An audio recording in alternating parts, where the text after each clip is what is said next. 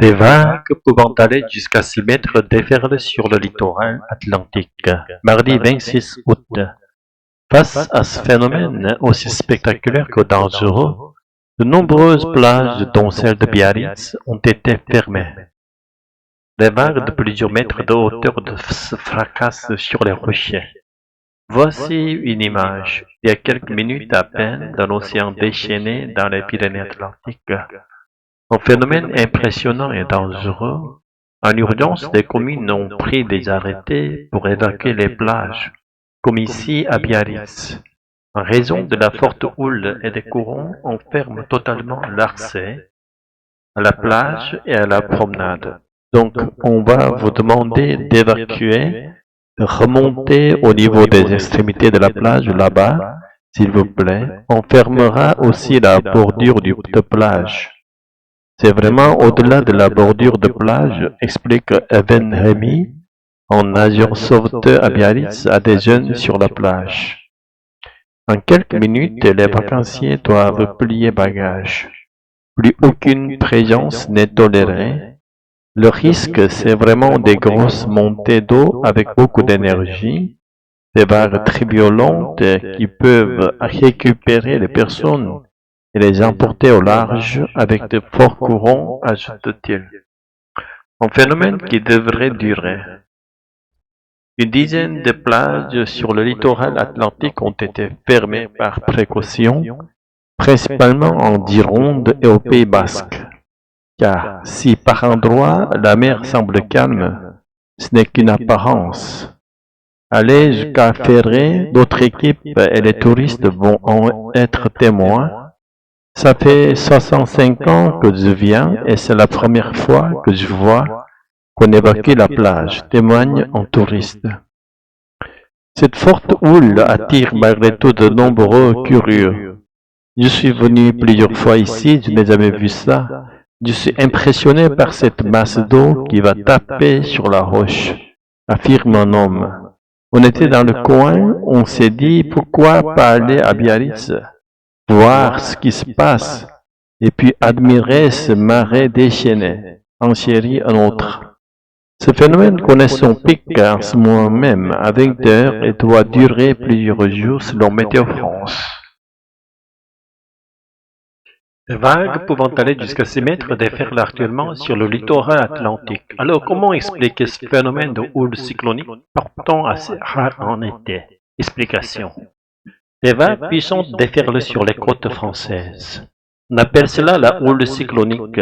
Où trouve-t-elle son origine? Celle-ci est née de l'autre côté de l'Atlantique, au cœur de l'ouragan Erin, qui a touché la côte est des États-Unis la semaine dernière, avec des rafales à 190 km/h en moyenne.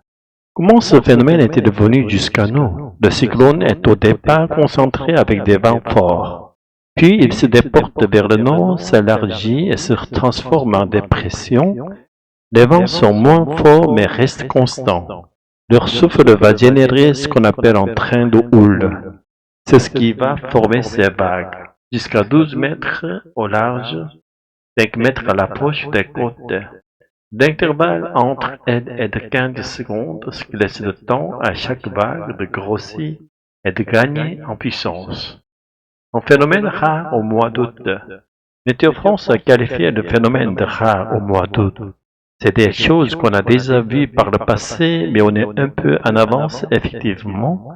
D'habitude, c'est plutôt vers le mois de septembre, vers le mois d'octobre, où on a parfois des ouragans qui se transforment en dépression sur l'Atlantique et qui viennent nous rendre visite. Pierre Houillat, météorologue chez Weather Solutions. Une houle renforcée par les hauts coefficients de marée est attendue toute cette semaine sur la côte atlantique. Après avoir décidé de se soumettre à un vote de confiance à l'Assemblée nationale, François Bayrou serait fixé sur son sort le 8 septembre. En attendant, il a 12 jours pour tenter de convaincre une majorité de députés de lui accorder sa confiance. Et sur le papier, la tâche semble ardue. Le compte à rebours est lancé pour François Bayrou. Il ne lui reste plus qu'une douzaine de jours pour convaincre une majorité de députés de lui accorder leur confiance. Alors mardi 27 août, le Premier ministre s'est tourné vers sa gauche avec une promesse: taxer les plus riches. Un effort spécifique sera demandé aux plus hauts revenus, à ceux qui optimisent leur fiscalité en particulier, a-t-il déclaré. Le Parti socialiste ferme la porte. Mais François Bayrou a-t-il réellement une chance d'obtenir le soutien des députés? Sur le papier, le match semble plié. Le Rassemblement national et ses alliés ont prévenu la France insoumise également. Avec les communistes et les écologistes, il serait au mieux 264 à s'opposer à la confiance. Ce qui n'est pas tout à fait la majorité, mais avec la soixantaine de députés du Parti socialiste, la majorité contre François Bayrou est alors assurée. Alors, en proposant de taxer les hauts revenus, le Premier ministre compte-t-il sur les socialistes pour sauver sa tête? Mardi soir, en tout cas, le PS a fermé la porte à toute négociation. Pardon de le dire à François Bayrou, mais c'est trop tard. Le 15 juillet, il fait une très longue conférence de presse en présentant un programme qui est le musée des horreurs, avec des mesures rejetées par les Français, des partenaires sociaux, une majorité de parlementaires.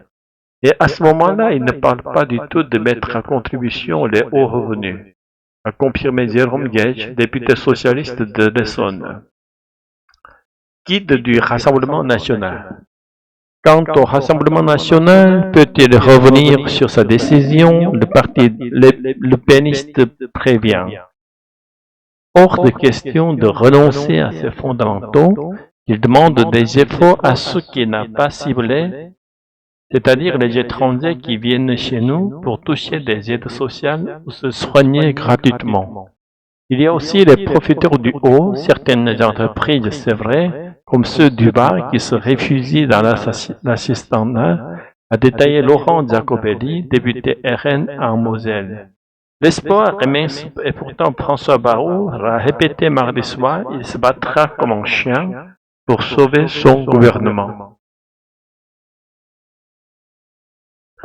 Pour justifier sa soumission à ce vote de confiance, le Premier ministre François Bayrou dit vouloir alerter sur la gravité de la situation des finances publiques. Et sont-elles vraiment préoccupantes?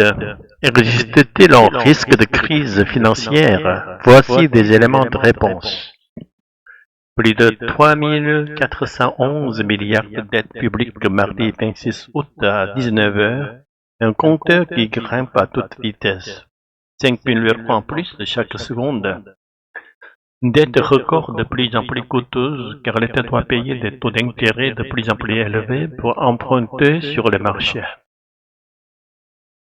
Un taux d'intérêt qui pourrait augmenter. Le mouvement s'accélère depuis lundi. On voit quand même une augmentation sur 2 jours qui est assez forte. Donc il y a une tension sur la partie obligataire et cela veut dire que la France emprunte plus cher aujourd'hui depuis les annonces de François Bayrou. Explique Andrea Teni, responsable des activités de marché chez Saxo Bank. Le taux à 10 ans est actuellement à 3,49% en France, soit plus que l'Espagne. Il pourrait rapidement passer au-dessus de celui de l'Italie. Les marchés font payer le prix faux à la France, estimant que les déficits actuels ne sont plus justifiés, comme l'explique cet expert. On a baissé tout un tas d'impôts, on a augmenté toute une série de dépenses, mais il n'y a jamais eu d'arbitrage entre les deux. Normalement, quand vous baissez les recettes, vous ajustez les dépenses. Ça n'a pas été le cas en France, indique Philippe Wecha. Une situation financière à relativiser. Le remboursement de la dette devrait cette année être la première dépense de l'État. 66 milliards d'euros devant le budget de l'éducation nationale et celui de la défense. Face à ces chiffres, le Premier ministre François Bayrou se montre alarmiste, agitant même le risque de mise sous tutelle de la France par le Fonds monétaire international. Et les économistes s'accordent à dire que la France est loin de la faillite. On n'est pas dans la situation de la Grèce de 2010 quand